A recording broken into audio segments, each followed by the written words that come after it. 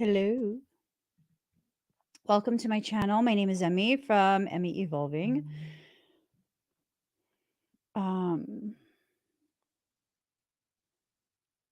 Sorry.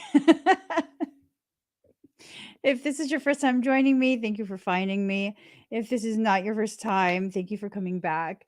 My hammy syndrome kicked in for a second there. I'm going to do a reading, and I asked what this reading was going to be about, and what I heard is you'll see things differently after this. Hi, Judy. So you'll see things differently after this. Whew. Sorry, I had a total brain fartio.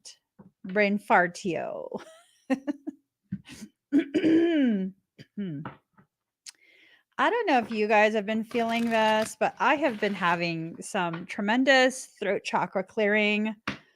Whew, nonstop. Just nonstop. My goodness. My goodness. Suddenly super hot.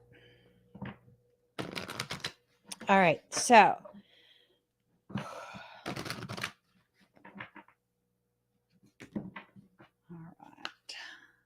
There's some energies wafting. It's wafting. Wafting, wafting, wafting.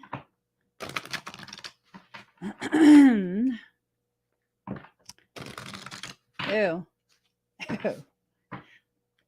Parasitic energy.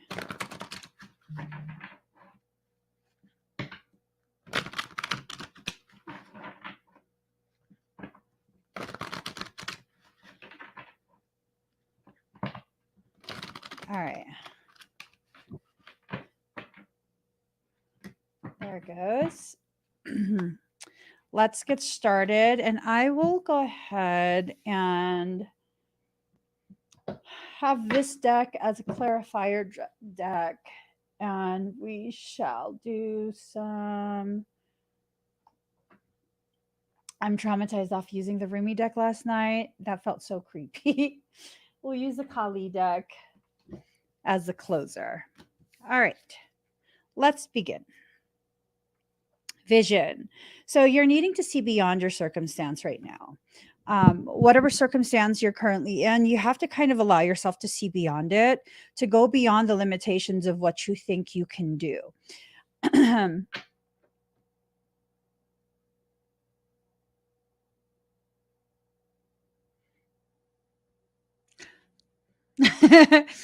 I suddenly feel like this is going to be a love reading. I don't know. I don't really be vibing with love readings, but we'll just keep going. Let's see where it goes. Denial. Denial. So someone is totally in denial about whatever it is that they don't want to admit to themselves. And it kind of gives the feeling of like forbidden fruit. I don't know. Do you have a crush on someone that's not available? I have a theory on that. What if you only want them because they're not available? Right? What if the only reason you're drawn to them is because you're accustomed to getting whatever you want, to you're accustomed to, having your attraction reciprocated and having your pick of people, and now suddenly you don't because this person is not available. And so that forbidden fruit nature of the circumstance is what's causing you to really, really want that individual. What if that's it? What if that's it? I'm just saying, I mean, you have to, if you like someone, you should know why you like them. Okay. First and foremost, my shirt looks crooked. First and foremost, why do you like this person? Why? Why? And if you're like, I don't know, I just do, then what's really your reasoning? You know? Um, what's really your reasoning? See, if I like someone, if I'm attracted to someone, then I would be able to tell you. All right, you ask me, "Well, what did you like about your husband?" There was something about this man that seemed like he knew something about our connectivity that I didn't know, and that made me very curious. And the fact that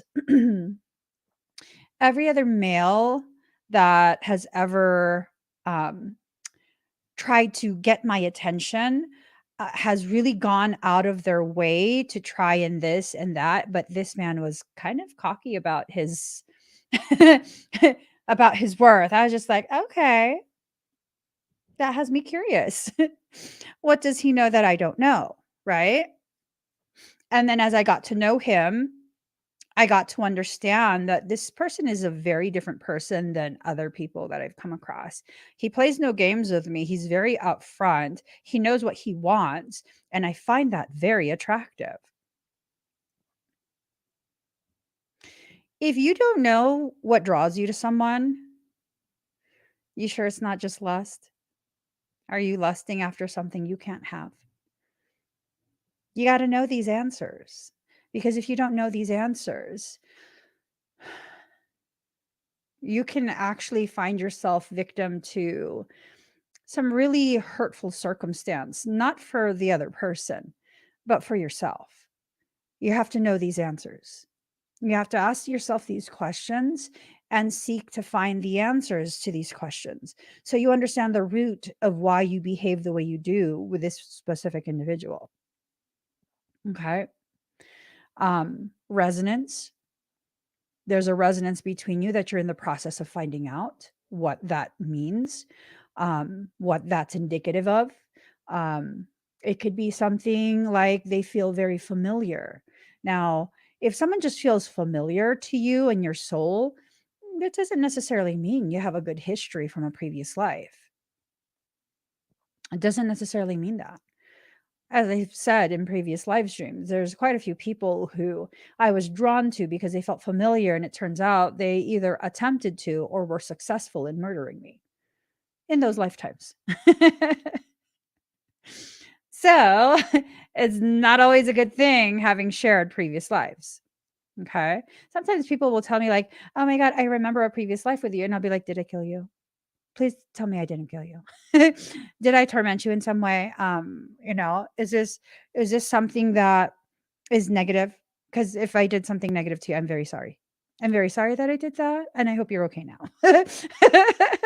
You have to know the reason why you behave the way you do. You don't have to fully understand it, but you have to have at least an awareness of the root causations of the effects that you're experiencing.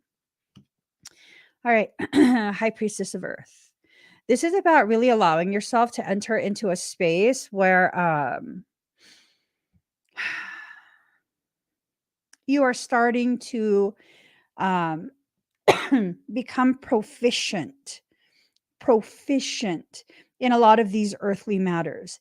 You cannot make the mistake of muddling and confusing spiritual and earthly topics. Okay, we have people who are like, "Oh, they're my twin flame, but I own them. They're mine because they're my twin flame." That ownership of another sentient being is an earth-based logic. It's an earth-based logic. You know what? I know my twins are my twins. They don't take ownership over me. That they know that's not, you're not gonna get far with that. And I don't even have to tell them, right? I don't have to tell them. That's the thing. There's this same resonance of, you know, you have your space, I have my space. Sometimes our spaces will kind of collide and commingle for a little bit. And then we're back to our own spaces and it's all good. I don't take things personal. It's all good. Too many of us confuse our fixation, our human based fixation, rooted in sexual desire, a lusting of another person. We confuse it for twindom, right? Eh, I don't know about that. I don't know about that. We have to know the exact places we are existing in as we think of this person, whoever this person is for you. Excuse me. Self-worth in reverse. It's very, very easy when you slip and slide through that twin flame topic. It's very, very easy for you to begin to lose your sense of self, your sense of self-worth, your sense of self-respect. We are taught at this point that if someone is your twin, you need to be their punching bag and their doormat, and you need to be okay with it because this is a soul-based connection. This is a soul-based relationship. I tell you right now, I've been with my husband for 20 something years at this point, right? And he's not my twin flame. He's not my twin. Yeah, he's not my twin flame, but we do have a very specific history together as souls. That's why I was drawn to him. I recognized him to some degree and I couldn't understand why. So we have no ownership of each other. I don't own him. He doesn't own me. We choose every day each other. I choose him, he chooses me, and at any point, we can choose something else. He can choose something else, I can choose something else, and it's at that point that our living circumstance will shift and change, and it must be respected. It must be honored. That if he's no longer happy or I'm no longer happy being in the union we're in, then the union must be dissolved if we cannot find a way to be happy again together. There's no ownership there. There is a reciprocity. And as long as that reciprocity continues to exist, we continue to exist in the union we're in. But he's not my twin. And even if he was my twin, there's no ownership there. He owes me nothing. I owe him nothing. There's no need for me or for him to go ahead and, allow ourselves to be less than what we actually are. And it's this thing of we try and recreate some storyline that we read somewhere online or that someone said in some social media live stream of what a divine union is. If you're going to let yourself be bamboozled, you're the only one doing the bamboozling. You're the only one doing the bamboozling. Do you know how many people have created such a disgusting hyperfixation on me because they believe that they own me because I am their twin and I belong to them? It's ugly, yo. It's ugly. It is ugly. It is ugly. I've had people enter the home they believe I'm living in and wait inside the home until 3 a.m. for me to come home because they believe I'm their twin. That's such a violation, a gross violation of my personal sacred space. This stalker that I have, the one that's starting to kill me, him, he believes I'm his twin. He believes he's Jesus Christ. And I'm Mary Magdalene. I belong to him. And I'm cursing the world because I have not yet left my family and run off with him. I mean, y'all, it's disgusting. It is disgusting. And the people, because I found several twins, I found several. I've come across quite a few. I found several twin flames. I found a twin ray. None of them forced me into anything. None of them forced me into anything. And it doesn't even have to be an argument. It doesn't even have to be this thing where I have to fight for my space and that respect that I deserve. There's none of that. There's this, okay, let me back up. Have a good day. Whatever this is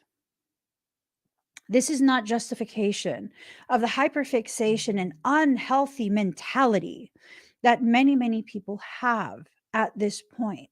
The reason they allowed all of this twin flame stuff to really take hold is to really, really set you up for pain. It's to set you up for pain.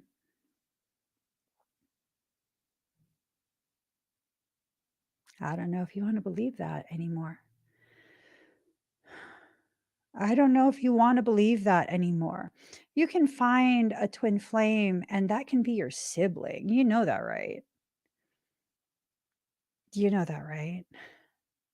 I've had clients whose twins are actually their sibling. How's that going to work? I've had clients whose twins, it's a mother parent, a parent child connection. How's that going to work? Are they supposed to be in sacred union? See, we're confusing sacred union for sexual encounters. And we have to stop. We have to correct the distortions that keep being shoved down our throats. You have to stop listening to all of the BS cockamaniacs ideas that are consistently thrown about.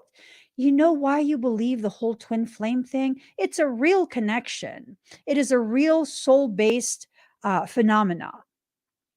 You know why you believe in the lies about the twin flame? Because you are so starved for a depth of connection. You don't know your worth yet. And you think, if I find someone that I can slap this twin flame label on, then what will happen is I will have value in the eyes of spiritual people. I will now be valuable because look, I have something that everyone else wants. You know what happens when you have something that everyone else wants? Those people who want it, they will attempt to desecrate it. Why have I never brought my husband on a live stream? Why do I post no pictures of him? Why do I barely share anything about my life with my family? What's sacred must remain so, and kept away from those who would become so envious and jealous that they would seek to desecrate that which is the most holiest for me.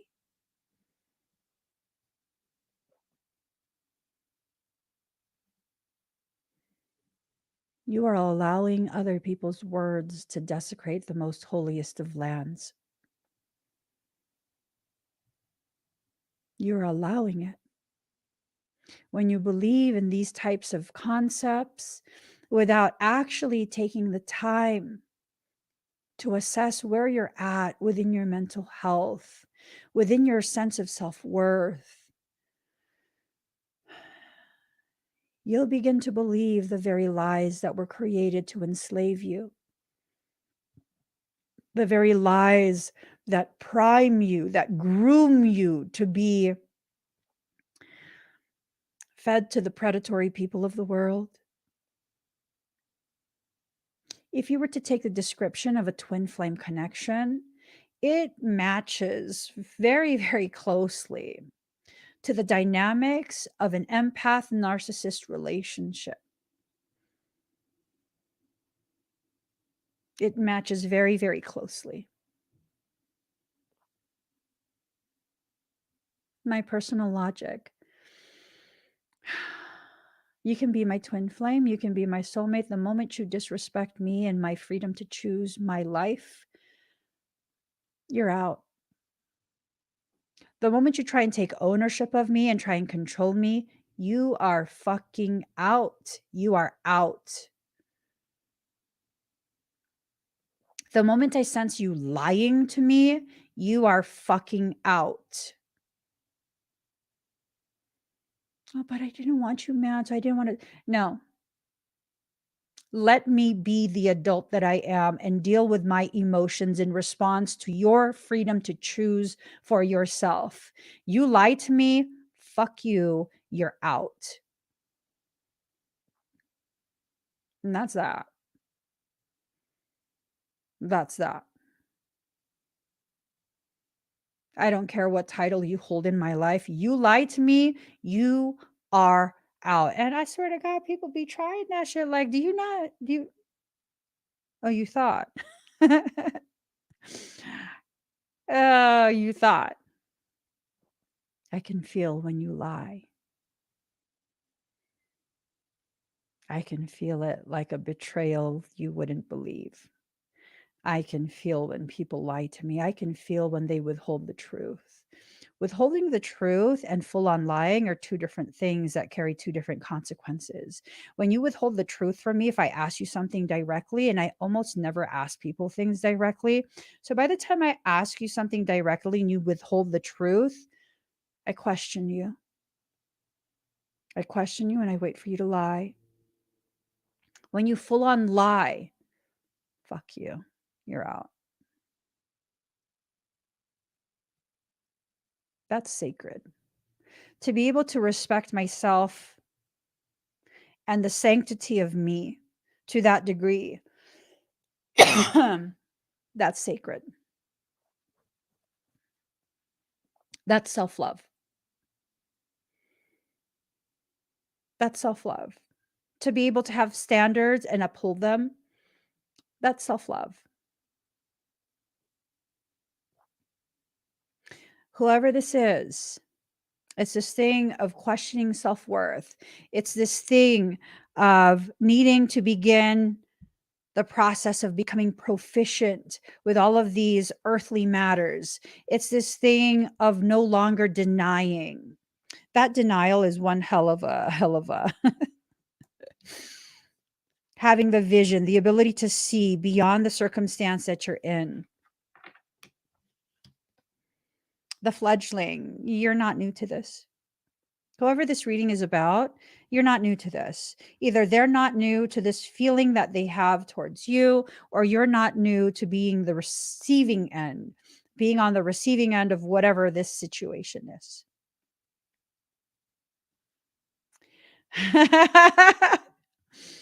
Snitching us out, snitching us out.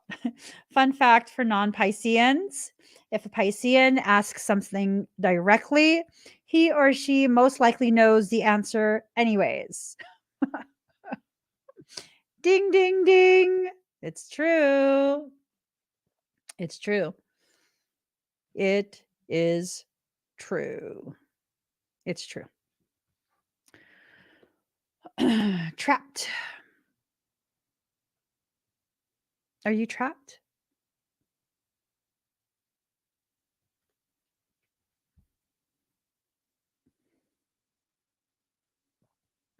Are you trapped in that program that causes you to believe that you need to remain trapped? I'm saying. I'm saying. All right, fulfillment. So, whoever seeks freedom from the confines of their cage, it will be fulfilled. It will be fulfilled. Okay.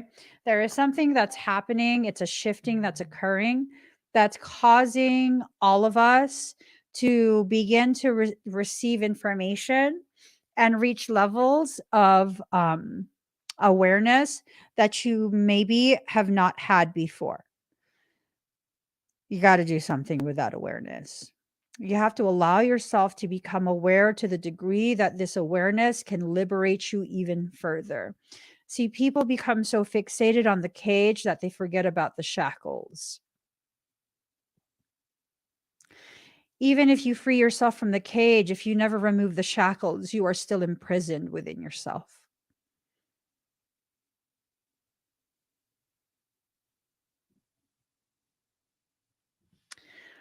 Oh, this right here. Pisceans feel so much that they will follow your lie in silence while smiling on the inside. Like, look at this effort.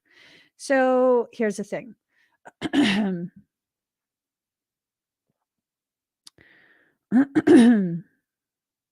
Here's the thing.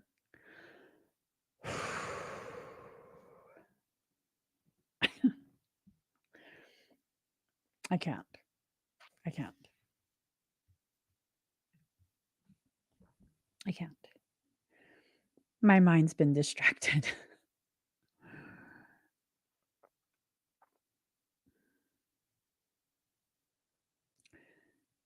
For many, many empaths and Pisceans, it's this thing of oftentimes we won't even ask you, right? When you leave someone like this in silence, they will go ahead and create an entire story that's oftentimes worse than the reality of what the situation is. And then they will cling to that story. They will cling to that story. If you need a reading, you can go to my website, emmyevolving.com, and you can book a reading there and we can talk about your awareness and complication in your personal private reading. Okay. Um, when you leave an overthinker in silence, what ends up happening is they create an entire storyline that is oftentimes worse than the reality of what's going on. And they will cling to that, and it will be extremely difficult for you to convince them otherwise, to convince them that that's not actually what happened, that it was this or that, and that you want to come back and you want to this and you want to blah blah blah and show them and prove, and you should have just said something instead of leaving them in silence. Then they could have waited eternally for you. That's the thing about Pisceans and empaths. Just a little bit of communication coming from a person that holds such gravity for them. They will give you the time and the space that you are seeking. They will let you have that silence and that space to process whatever you need to process. But if you're just going to dip out, then just dip out. Don't come back. Don't come back.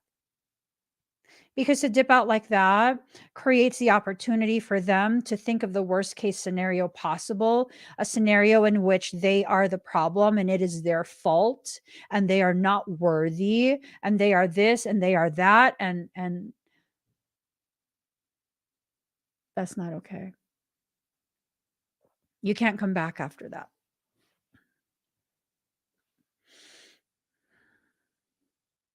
But but I needed time to process. Okay, well, good for you. Now you have your time that you've needed to process, and keep going. Keep going. Yes. Yes. It's it's important for the empaths to begin really, really setting a standard, right? Setting this standard for themselves, a standard of behavior that you will not allow yourself to dip below. So you have to allow yourself to find your worth so you know what to not settle for ever. You have to be able to know what you deserve. At least have some awareness of what you deserve. Because if you don't know what you deserve, then you'll come across plenty of people who will try and convince you deserve far less than what you actually deserve. I remember years ago, my husband loves to flip things, right? So years ago, he found an ad somewhere, I think Craigslist or something, and he drove us several hours to pick up this bicycle. My husband's into BMX. And it was a bicycle that I don't remember what kind, but he was like, "Oh my gosh, we have to get this." And I was like, "Okay." So I went with him, right? Um, and it was this thing of like the people,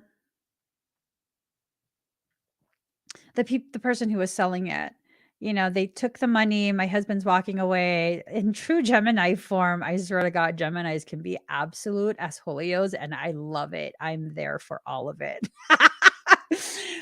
He says over his shoulder, "Yeah, bro, this bike is worth like $300." I think he bought it for like $75 or something like that. And all the guys that were there, they all looked at each other. It's too late though. He already purchased it. I was like, why would you tell them that? Why would you tell them that? Why would you tell them that? And he's just cracking up. And it's this thing of they didn't understand the value of what they were selling. I don't, yeah, they didn't understand the value of what they were selling. And so my husband did. He understood the value of what that was. Many, many times he'll find people who are selling or willing to trade um, some of these, like, I don't know if they're custom bike parts or whatever. And he'll purchase it for dirt cheap. And then he will clean it, turn it around, and resell it for like 5 or 10 times the price that he purchased it for. And it's still within fair market value. So here's the thing, if you don't understand your worth, you'll have the people who come up and try and haggle you, right? They'll try and haggle with you about your worth.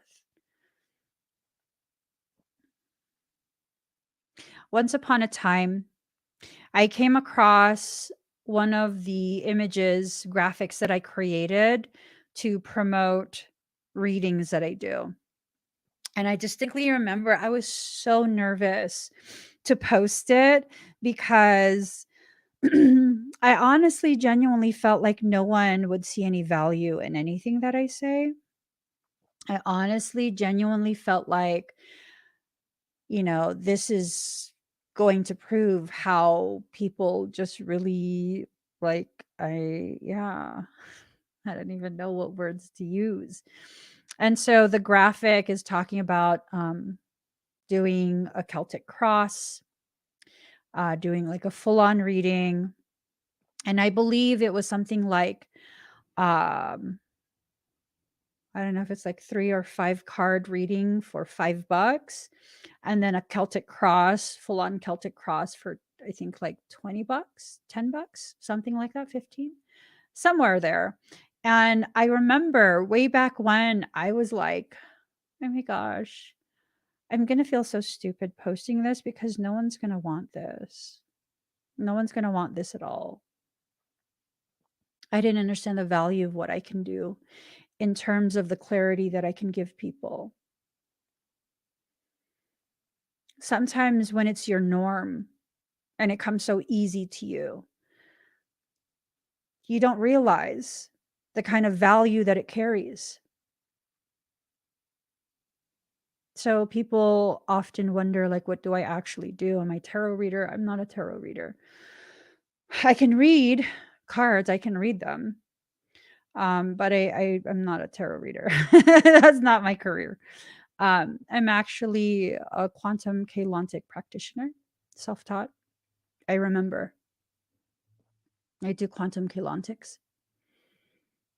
Yeah, that's also my norm. Reprogramming the morphogenetic template, that's my norm. Reversing specific types of physiological anatomical processes, that's also my norm. It's also my norm to be able to conduct such thorough parasitic extractions that there's been a few occasions when the church can't remove it. I'm the one they call.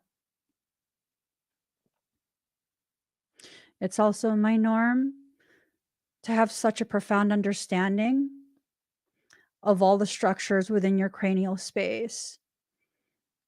My subspecialty is neurology. I specialize in cardiothoracic and neurological quantum Kalantic processes. I can affect those systems very easily because that's my norm. And I saw no value in it because it's my norm. The days of me no longer not knowing my value, at least to some degree, those days are done. Even if it's my norm, it is valuable. I am valuable. I carry a worth that can never be taken from me.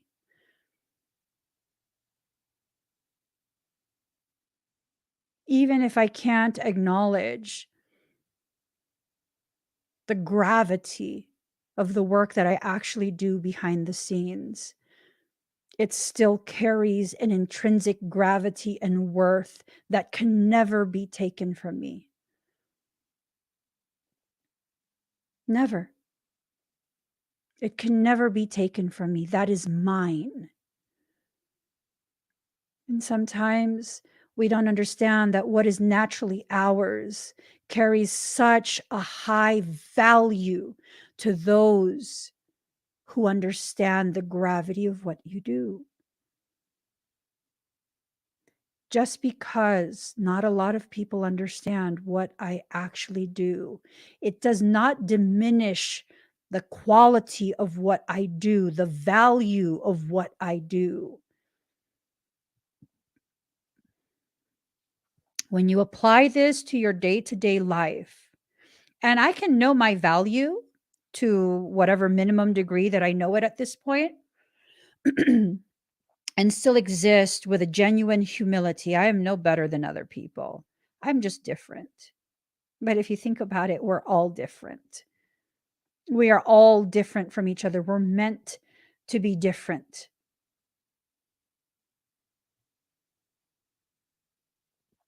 We are meant to be different from each other. We are meant to be different.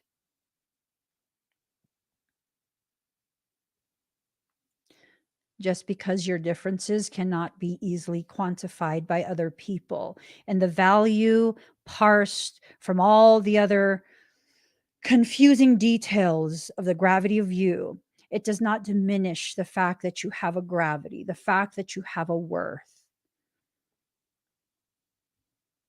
You will come across people who will try and, in some way, shape, or form, convince you they're doing you a favor by acknowledging your worth. No, no. You are not doing me any favors by acknowledging my worth. You understand my value. I understand my value. Thank you very much. What service do you need? A service is a service is a service. Okay? It doesn't matter what type of service, a service is a service is a service.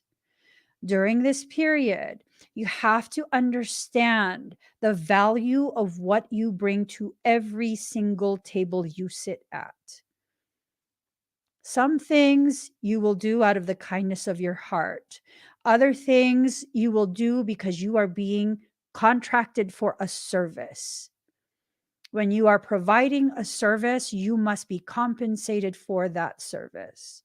We have to exit out of these mindsets that were created to keep us enslaved. You would rather pay someone, a big corporation that really gives zero shits about the quality of what they're doing, versus paying a small business.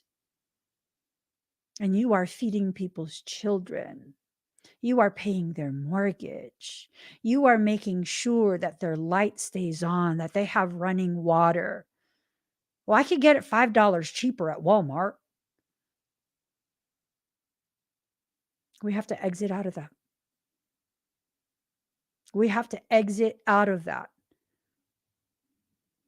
You just gave that money to a corporation that doesn't care about all of the people that work for them. They're about profit. I am a small business. I care about my clients, genuinely care about my clients. I genuinely want you to no longer need any services from me, to be so solid and secure and healthy in your space that instead of booking more services, you're simply joining me on live streams, part of my virtual family. But there will be people who will try and convince you, like, "Ah, oh my God, that's so selfish. That's so selfish that she's not giving it for free. Like, I'm willing to like donate $5, and I know that's not enough."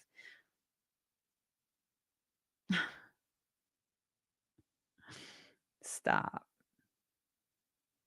Stop. That might have worked several years back. Not today, not here, not right now. I might not still understand the true gravity of the work that I do, but the history of my body of work, I've had licensed neurologists refer their clients to me. Their patients have been referred to me specifically to address the issues that modern science could not.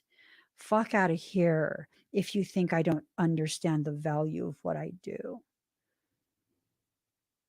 Once you begin to understand the value of the ways in which you can enrich another person's life, you never forget that.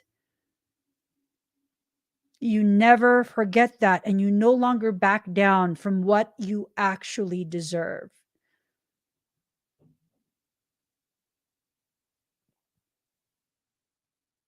That's just one of those things. It's just one of those things. Learning your value. Once you understand the value of you in a romantic relationship, you never back down from what you know you deserve. I know what kind of wife I can be. I know what type of life partner I am. I will never settle for less than what I actually deserve.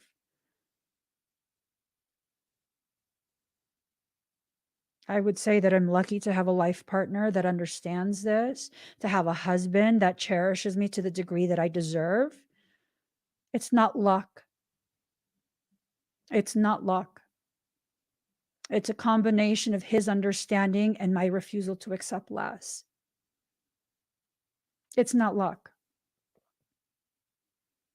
It's years of commitment to learning each other and what we need from each other. It's not luck. We did not fall in love, we grew in it. And that's the thing. People think that you can just, you know, fall in love and things will just magically work out. And it's not real love if you have to put effort into it. Like, it should be effortless. You will only receive out of a connection as much as you put in.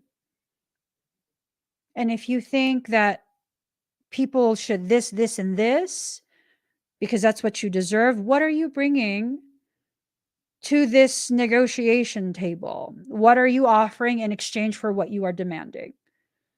What? Emmy, you're speaking like a toxic masculine. Well, you're speaking like an entitled feminine. Fuck out of here with that shit. I'm just saying. The reason I can have the expectations that I have of my marriage is because of how much I have put into it. This is the bare minimum that I deserve. This is the bare minimum that I deserve, and that's my expectation. To never be asked to dip below the bare minimum of what I have already invested into what we are creating together. Lifelong creation. That's not unfair. That's not unrealistic.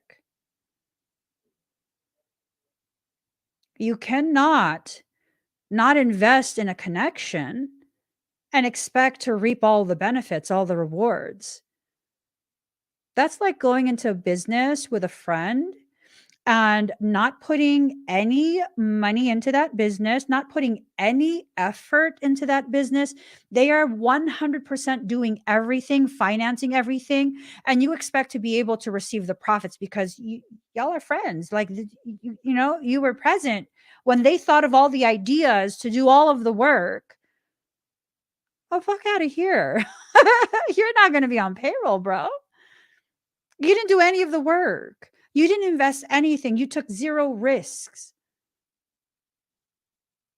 Why do you feel you're entitled? Because you were present during the brainstorming period of the individual that did everything? Like, I've entered into this very beautiful, very empowering stage of my journey, this part of my journey where, unless we are putting in the same intensity of effort, the same commitment to the vision that we have together, it needs to stop. We're not going to work together. We're not going to do any of that. We're not going to do any of that. And no, you know what? No, I don't care how long of a friend we've been to each other. That friendship has nothing to do with this business partnership. So if you're approaching a relationship as though it is a business partnership, if it's transactional, you need to be able to provide whatever it is that's equal, like, or measure of whatever you're expecting to receive.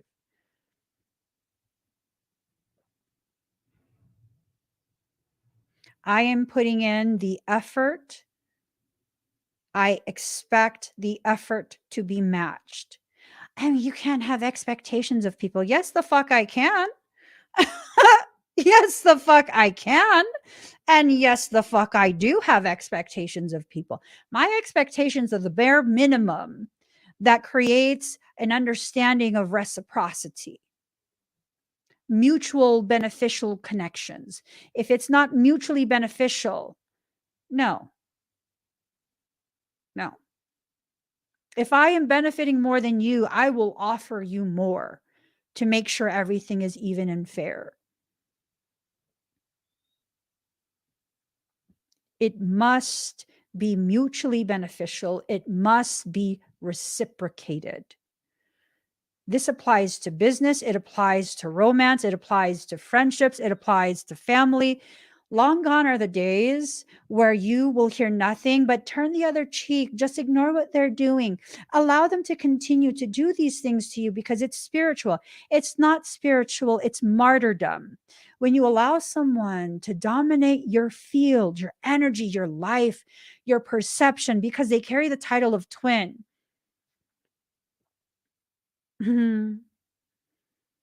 I wish a twin would. I swear to God. You're a twin and you're doing that to me? I'll pop you in your ball sack before you even know what the fuck happened. I will pop you one in your balls. I'm not joking. Uh, I'll punch you in your balls. I'm not taking no kind of shit from people these days.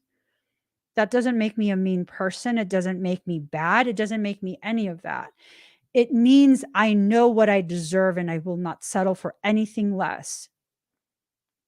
I want you to reach that point as well.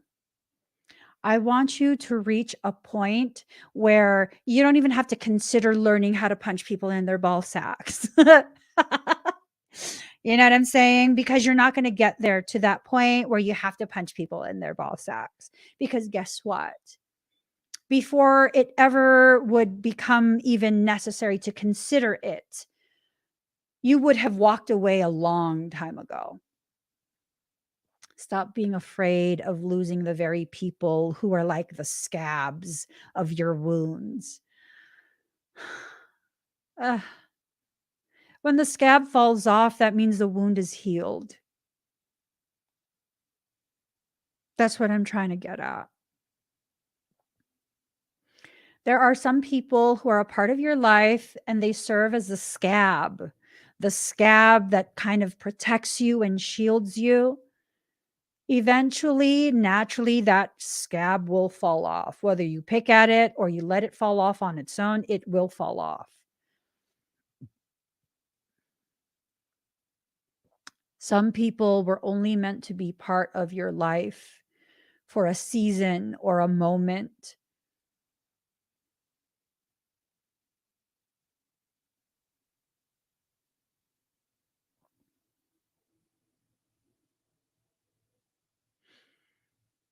Sometimes what's necessary is to acknowledge that we are assuming someone is to be in our life for however long we're thinking.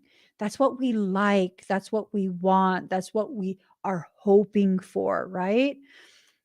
How is it betrayal and abandonment if you have no idea, no actual tangible way to prove that they had promised on a soul level to be part of your life for the rest of your life?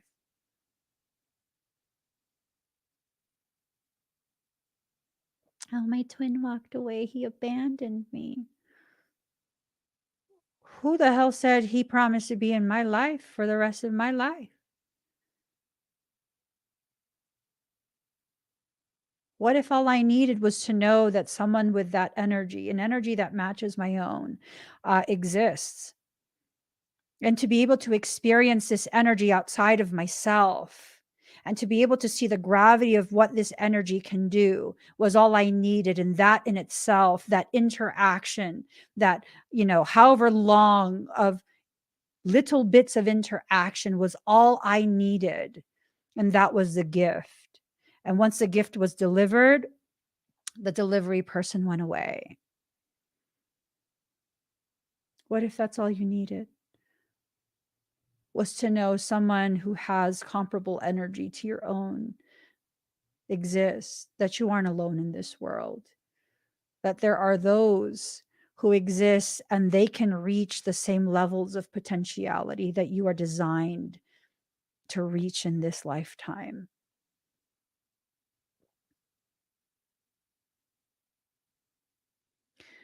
We put too much into what we think is meant for us. Like, just because you think it's meant for you doesn't mean it actually is. Just because you think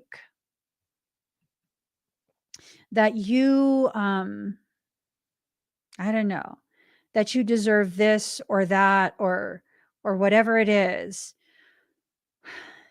it doesn't mean you actually are entitled to something. It doesn't mean any of that. That is your desire. It is okay to have desires, but to expect your desires to be something that's mandatory, something that everyone has to honor, and no, that's childish. That's childish. I've had moments of being childish. It's okay. It's okay for you to have these moments, these very human moments where you have expectations that you want to be fulfilled. You want these expectations to be met. And now you're pissed off, you're frustrated, you're disappointed that you didn't get what you want. You know, it's okay. It's okay to feel that. It's okay. It's okay to be a human being. Just like it's okay to understand your human expectations of something, especially romantic connections. It's not always in alignment with the reality of the truth of that spiritual connection. People who are meant to be in your life will remain in it.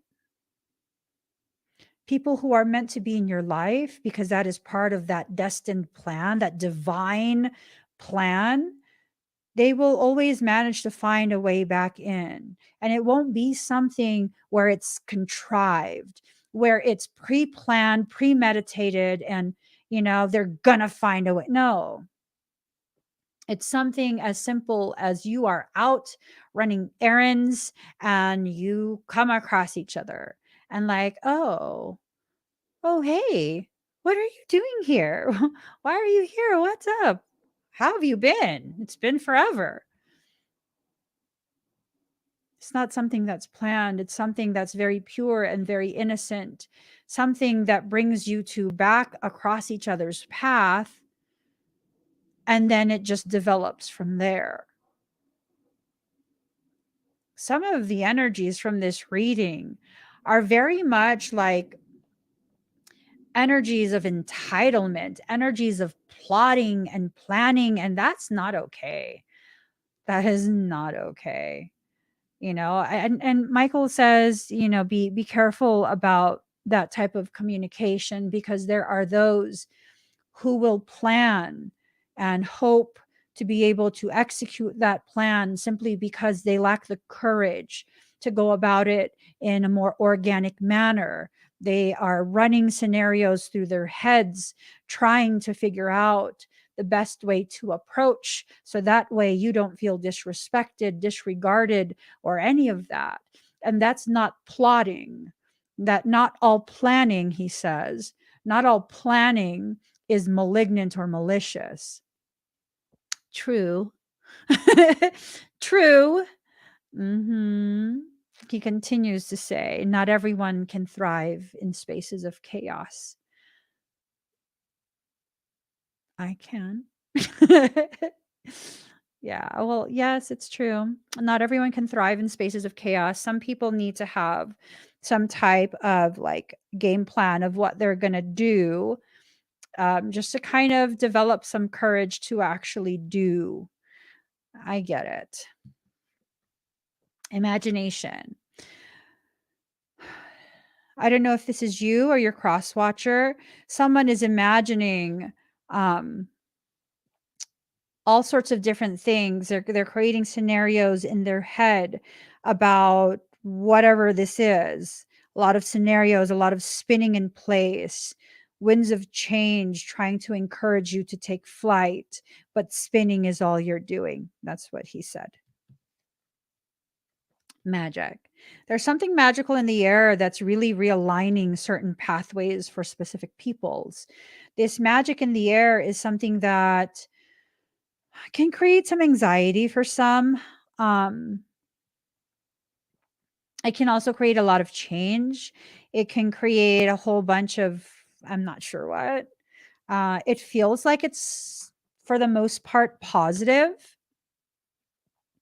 It feels like, for the most part, um,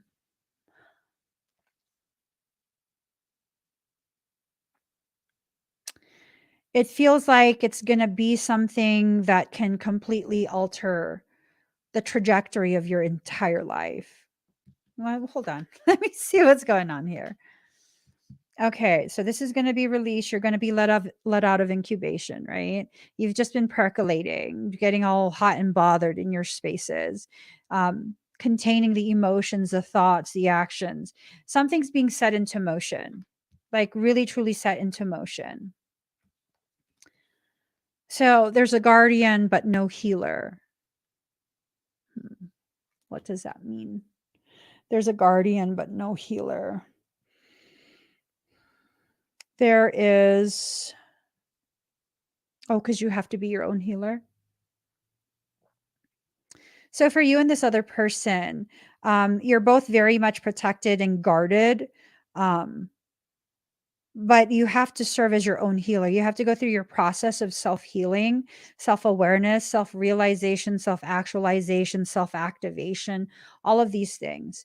And it all stems from taking a moment to allow for your awareness to expand to the degree that you can kind of begin understanding some of the process that you're in. You're in a process right now.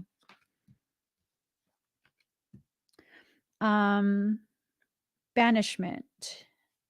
You were once banished, or you once banished someone else, but it's in reverse. So it's kind of like you went from banished to come back. Your energy is bringing someone back in. And this is a powerful electromagnetic pull. Hold on. Okay. So if you look at the polarities, opposing polarities and their juxtaposition, um, you have the lunar and then the solar, right? You have the yin and the yang, positive and the negative, magnetic and the electric. And these all correlate to the masculine and the feminine principles. So The feminine is magnetic, the masculine is electric, and it has a lot to do with that push and pull. Things are becoming magnetized to the degree that electric masculine energy is being drawn back to the feminine. It's being pulled back in, it's being enticed. It's, I don't know if you know. I don't know if you know, but there are processes that have been set into place, and these processes cannot be avoided. Excuse me. Dedication and union in reverse, right? Dedication and union in reverse. Hold on.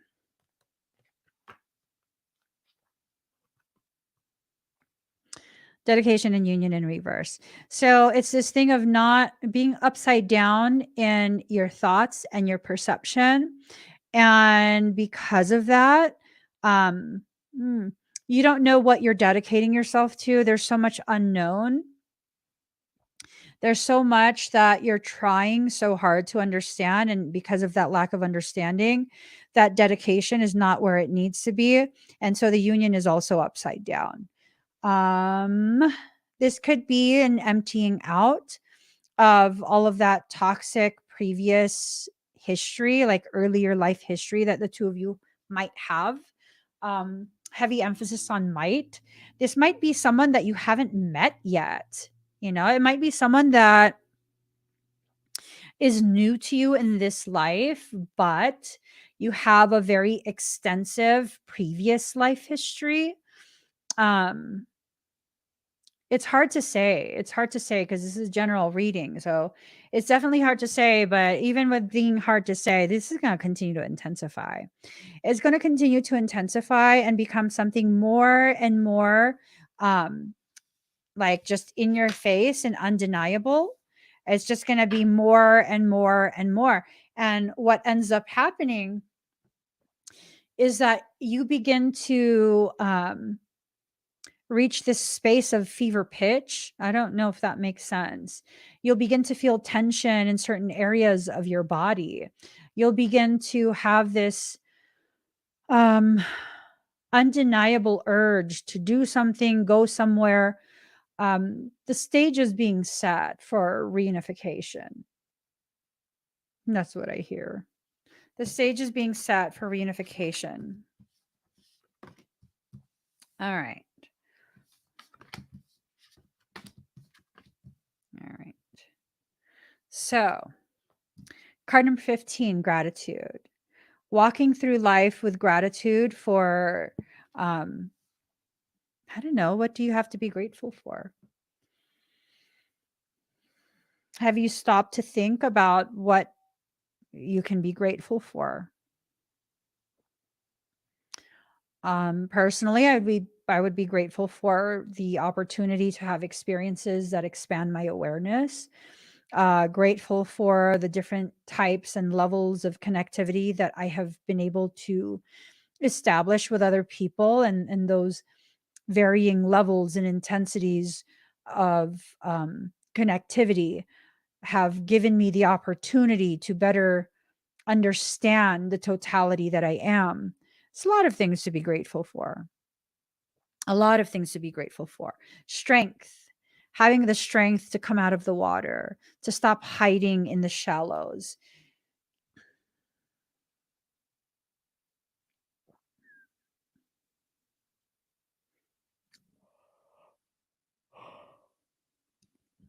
This has a lot to do with coming out of the elements that you hide in, coming out of your space of comfort. You've been hiding away in something, a space that makes you feel very comfortable, but it's in that comfort that you've become very stagnant, right? You've become very, very stagnant. And as you've begun to stagnate, you've begun to really just, I don't know, you've begun to really need to understand exactly what it is that you're hiding from. Um, hmm, hmm, not sure. I'm not sure what this could. So it's like someone going to enter into that hiding space. It's almost this sense of someone is,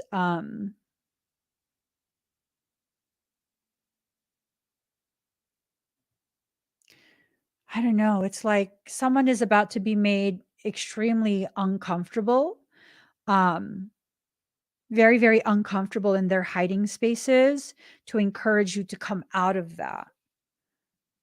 Unconditional love in reverse. So at one point, there might have been unconditional love either in your life or with this other person. But then after a certain point, something happened to kind of decrease um, either your ability or their ability to display this unconditional love. And it created further separation, a sense of separation.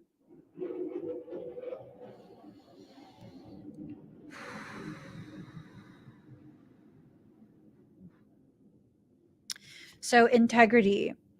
Um, I feel like someone is feeling as though they don't have enough integrity, the level of integrity that you are seeking. Um, I don't know that they don't have the integrity. It feels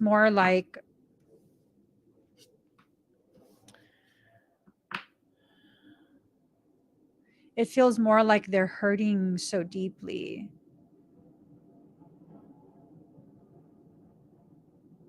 And their sense of self has become so greatly affected. I don't know. So, balance, needing to balance all of this stuff that's going on, right? And then taking some time out, needing to balance and take time out and allow yourself to really get centered in your truth again, really get centered in your purpose. Uh-huh. It's time for healing.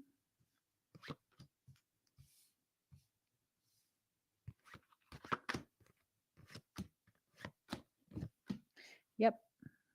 Card number 47, soul separation. So this is about a pair of souls that were separated.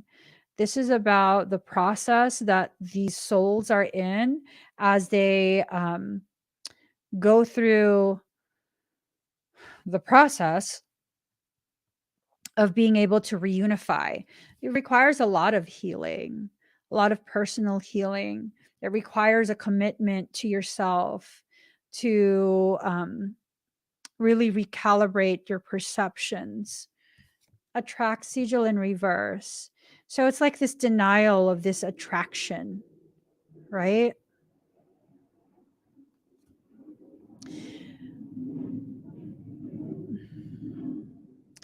It's this sense that someone, something is more in the shadow realms.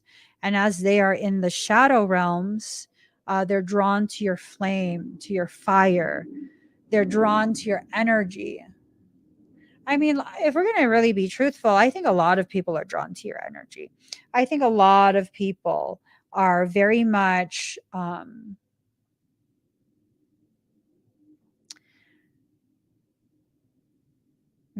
intoxicated by the essence of you. Your essence is intoxicating. My face feels dry.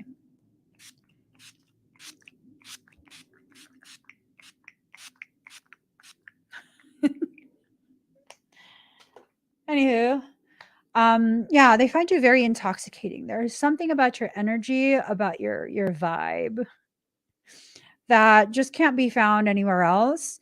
And so they're very, very drawn to you. Awaken, allowing yourself to become aware, allowing yourself to reach that higher level of positioning in your perception, in your processes. Ancestral magic. So there's a lot of things that are going to be coming back to you. And these things that are coming back to you, they will help you through the process that you're in. You have to allow, though. If you're going to block your ancestral magic from returning back to you because you're afraid of the implications of that, honey, this has been part of you your entire life. You have to stop listening to the people who are trying to convince you that you're evil and wicked, when the most wicked thing you do is listen to these wicked ass people. There's nothing wicked about me. Nothing wicked about me at all. Yeah, I mean, people try and convince me that I'm wicked because what? Because I can do shit you can't. That makes me wicked. Oh, because you're trying to usurp the power of God. Who the fuck do you think made me? You need a little bit of a major recalibration of your perception. My existence is evidence of a divinity. Duh. Duh. My existence is evidence of a divinity. If I were to be wicked, it's because I was created to be wicked. You got a problem with that? Take it up with God. Take it up with God. You got to stop. Y'all got to stop being so ashamed of who you are and how you are. You were created to be exactly what you are and function in the way that you function. Well, Emmy, what about the people who do bad things to other people? What about them? Are you saying it's okay? Fuck no, I'm not. Are you kidding me? That's not okay. But again, I am limited in my perceptions because of the fact that I'm in a human body. I don't have the capacity to understand the complexity of the simplicity of the design of divinity. It's a complex simplicity, a simple complexity. We do not know how and why, the ways in which we are interwoven. I do know, though, that the really horrible things that I've been through in life have been blessings in disguise, not because I'm choosing to see them that way, but because they literally are. These are situations that have helped to mold me because of my response to them. Not because someone chose to traumatize me, but because I chose to not remain in that trauma. So I can't say much for the people who have the capacity and the willingness to do malignant things. But I can say I'm no longer, and have not for a very long time, believed or participated in the polarized views of good and bad, good and evil.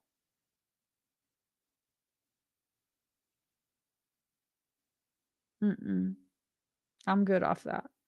I don't care what your intention is. I will survive everything that my life brings my way because I choose to survive. And once I've gone through that process of survival, I will then enter, because I choose to enter, a space of thriving. As a hearty fuck you to the people who tried to keep me from thriving. I choose to thrive, to shove it in your face that you can't fucking affect me in the way that you want. You don't have that authority. Someone lied to you. You thought you could, but you can't. Requests to affect me denied. And maybe we should say that more often, right? Maybe we should say that more often. Requests to affect me denied. Requests to make me cry because of your malignancy is denied.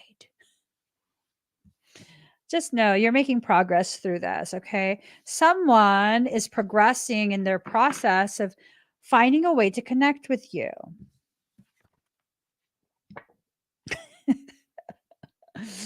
Judgment in reverse. Someone's not using discernment. Someone is just like overthinking, overfeeling, just way, way, way over the top of what you need to be focused on.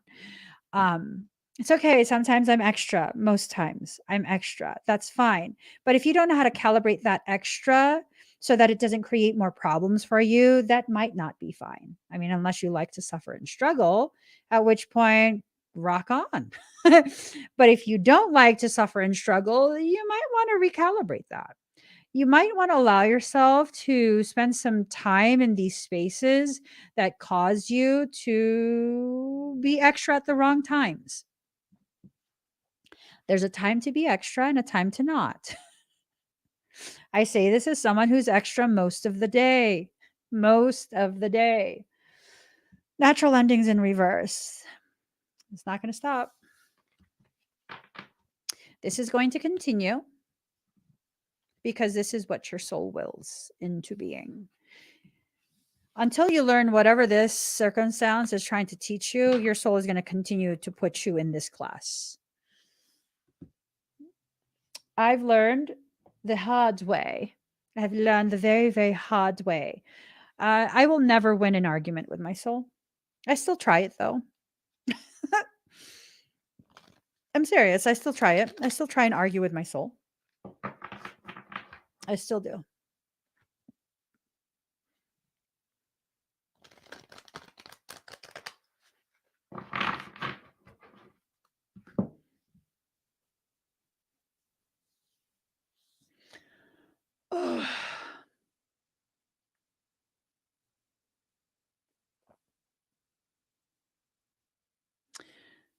So Michael tells me to address something. I don't really want to address it, but I guess. Michael tells me to address something because enough people go through this type of thing. I made a promise to my dad on his deathbed I would take care of mom. When I became in a wheelchair, I had to put her in a home. In my family, that's been taught it's an unthinkable act. Well, so here's the thing. Sometimes we make these promises to family members and loved ones as they're crossing over because it's our way of absolving ourselves of certain things. And it's our way of comforting them as they pass by making promises of doing things that either we are or are not capable of upholding, right? So that's one thing. The second thing, in my family, that's been taught it's an unthinkable act. Well, if that's an unthinkable act in your family, then one of those other motherfuckers better step the fuck up. You're in a wheelchair already. What are you supposed to do? See, it's when you have this logic that allows you to continue to percolate in the negativity that you are draining yourself. Realistically, if you yourself are in a wheelchair, you cannot realistically take care of someone who is bedridden. I don't know if they're bedridden, but you say, in my family, that's been taught it's an unthinkable act. Why has no one else stepped up? And if no one else has stepped up, then who cares what they think? So this is, I'm responding to a specific comment in a general way. So if you are in a similar situation, any of you are in a similar situation where you're carrying the guilt of something, I mean, it's up to you if you want to carry it. It is not my place to try and convince you to release this unnecessary weight that you are carrying and holding. I emphasis on unnecessarily. I say this as someone who has taken care of my mom and then she passed. And, I allowed myself to kind of enter into spaces of self guilt, self shame. And you know what? I did everything that I could. I did everything that I could. And that's what I have to live with. Knowing beyond the shadow of a doubt, I did everything that I could. Everything. I did everything.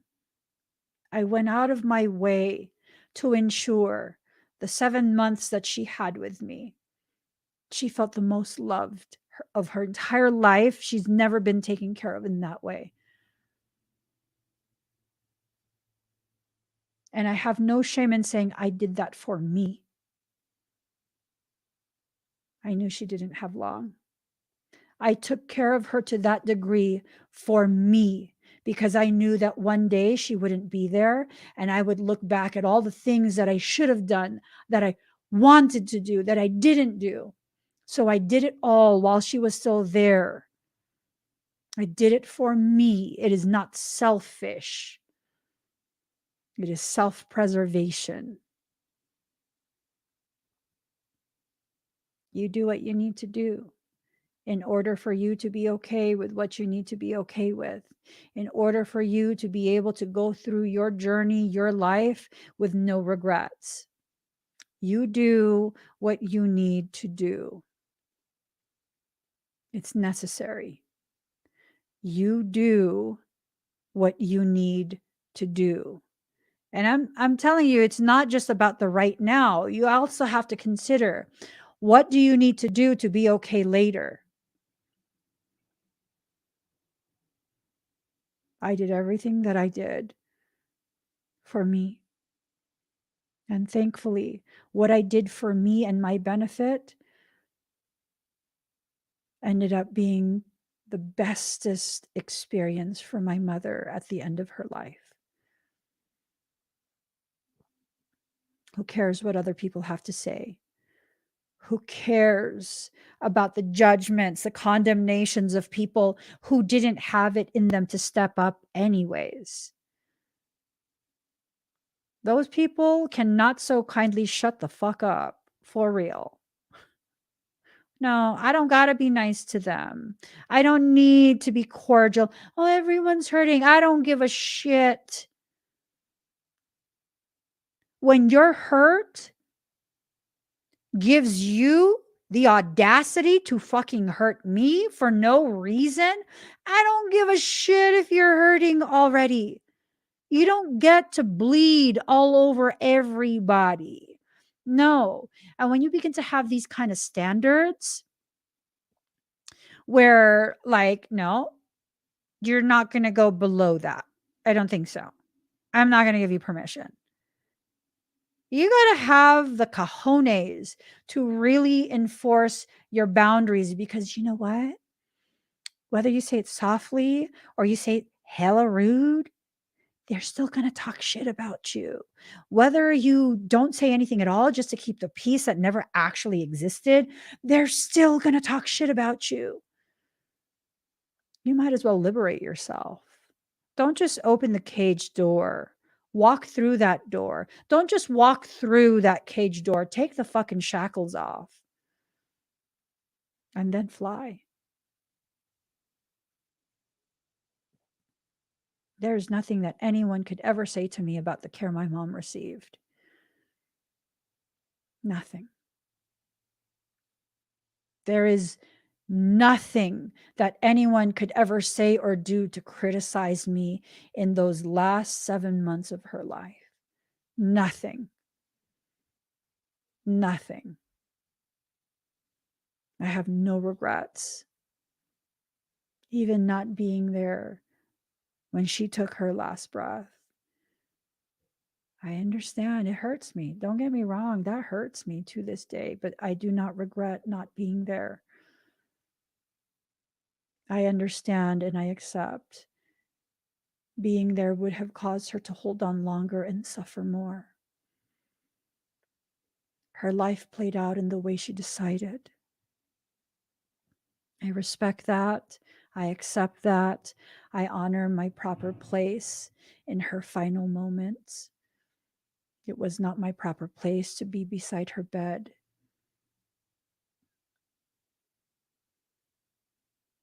It's okay. Life always plays out in the way it was designed to.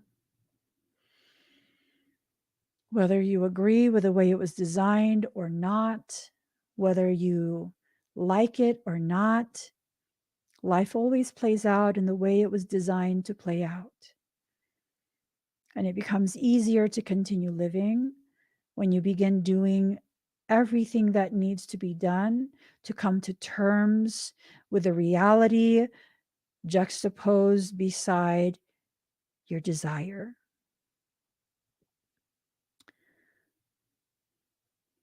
Just because you want it, just because you think it, does not mean it will happen for you.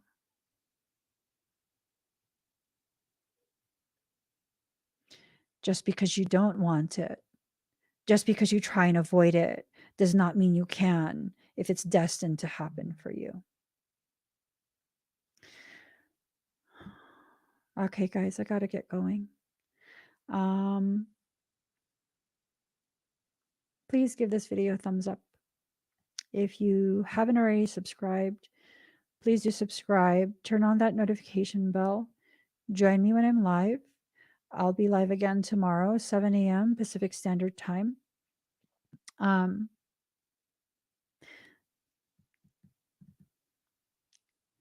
Just to give you guys an update, lawyers contacted me this morning.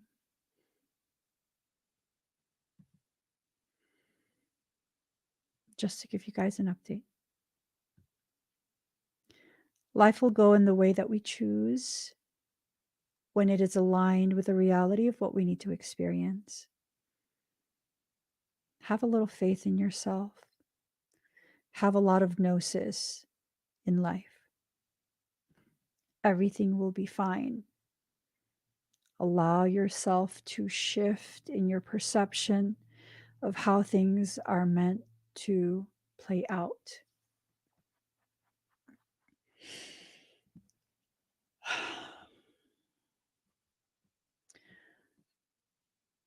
Everything will play out in the way that it's meant to. You just have to hold people accountable for the fuckery they choose to do. Most powerful thing you can do is hold someone accountable. You'll get through any situation in your life. You always do.